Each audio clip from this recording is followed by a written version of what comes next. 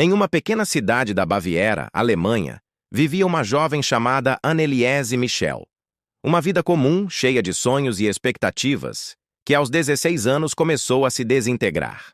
O ano era 1968. Tudo começou com convulsões violentas. Os médicos diagnosticaram epilepsia do lobo temporal. Tratamentos foram iniciados, mas a condição de Anneliese parecia apenas piorar. Mas havia algo mais. Anneliese começou a descrever visões terríveis, a ouvir vozes que a atormentavam. Ela desenvolveu uma aversão profunda a objetos sagrados, crucifixos, água benta, a própria visão de uma igreja.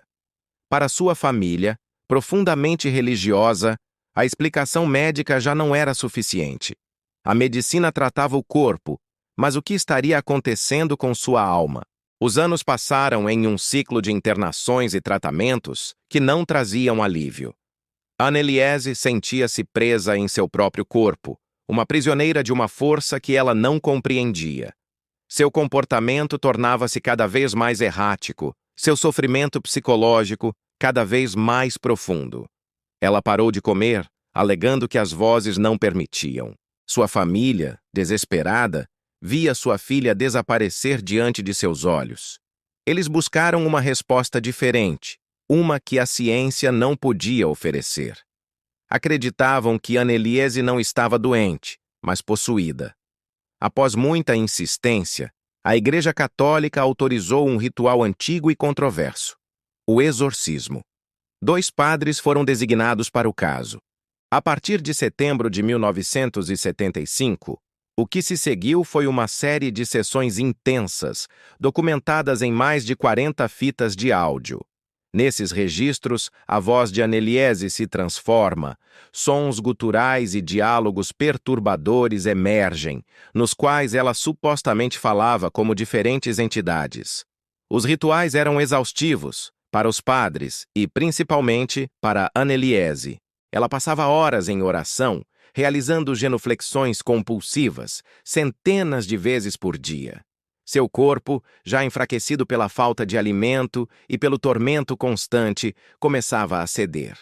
Os padres e a família acreditavam estar travando uma batalha espiritual pela salvação da alma de Anneliese.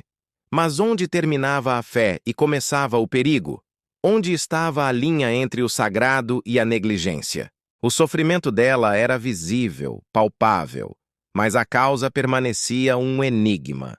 Seria uma doença mental severa, agravada por um fervor religioso extremo? Ou algo que a medicina e a psicologia não conseguiam explicar? As fitas de áudio são um testemunho arrepiante. Elas capturam a agonia de uma jovem perdida entre 2 mundos, o da medicina moderna e o da fé ancestral. Os diálogos registrados durante os exorcismos são um labirinto de vozes e personalidades que, segundo os padres, não pertenciam a Anneliese. Em 1º de julho de 1976, o sofrimento de Anneliese Michel chegou ao fim. Ela faleceu enquanto dormia, aos 23 anos. A causa oficial da morte foi desnutrição e desidratação. Naquele dia, a batalha, fosse ela espiritual ou psicológica, havia terminado.